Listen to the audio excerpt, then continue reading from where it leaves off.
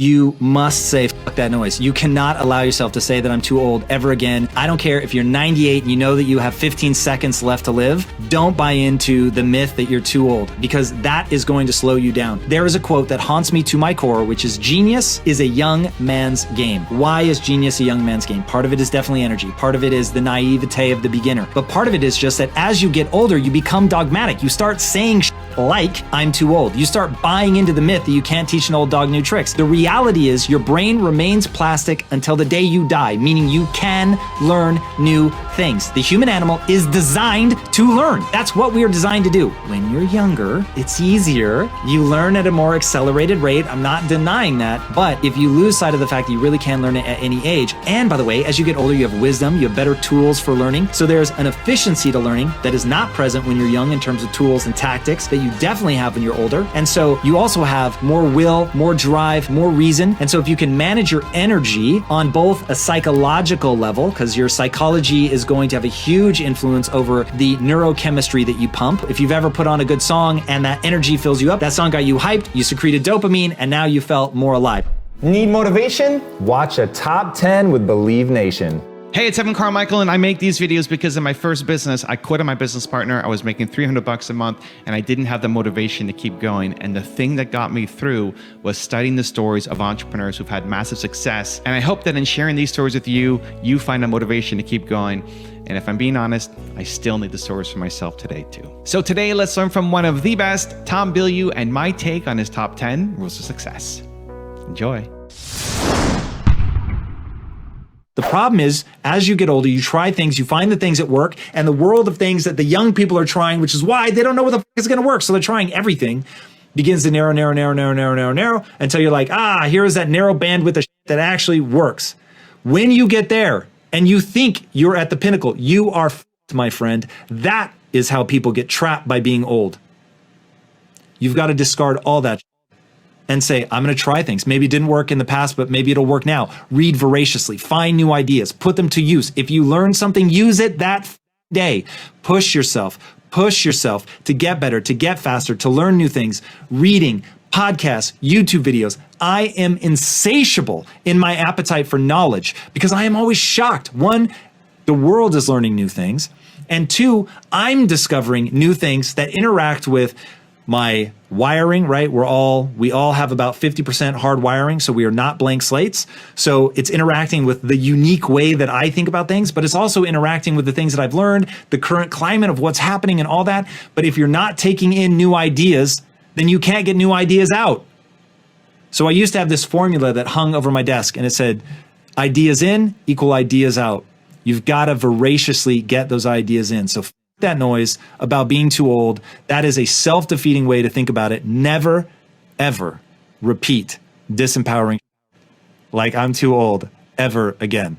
And then go out there, learn to code, become the greatest coder that ever lived. You're 98, you got a long ass beard, and you code better than anybody else, and God only knows what the language will be then, but you're gonna beat these young whippersnappers. And if you maintain that idea, my friend, you will stay mentally supple and you will dominate. Dominate, I say. So get after it. You can learn. Anybody can. Rule number 2, stay focused.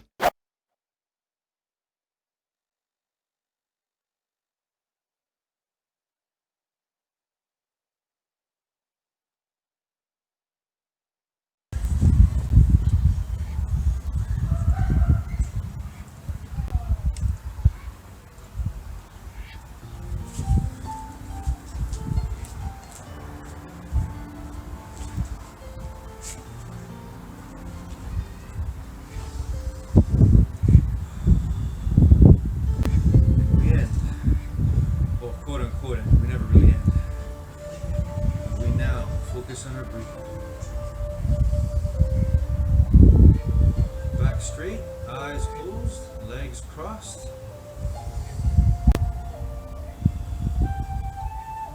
Breathe in through your nose and out through your mouth. Feel that power that you're using to control your breathing.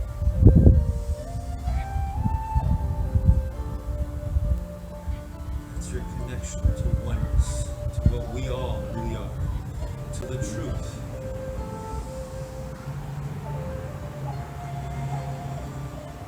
the ultimate truth.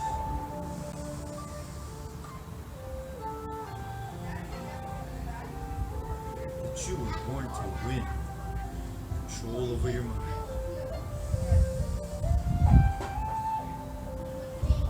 That when we all do that,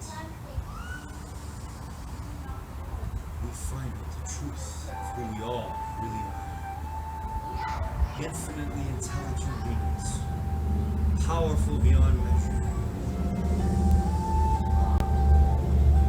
The power of all knowing right here, right now, this moment. You're already made of all knowing of the universe. You're made of that same stuff. With that,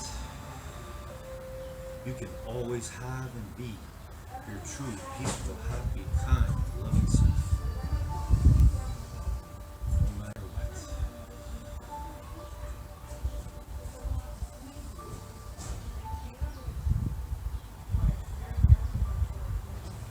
As you reflect back on your effort today, always remember that if you gave your best in whatever you were doing, that you can do it now, and you can do it forever.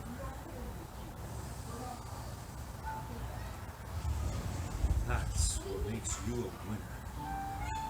Born to be happy and peaceful, to be mind healthy and wealthy, always. No matter what's going on outside your mind, no matter what anybody or anything suggests about you, any negativity, that's all a lie. It's all losses that we, as determination,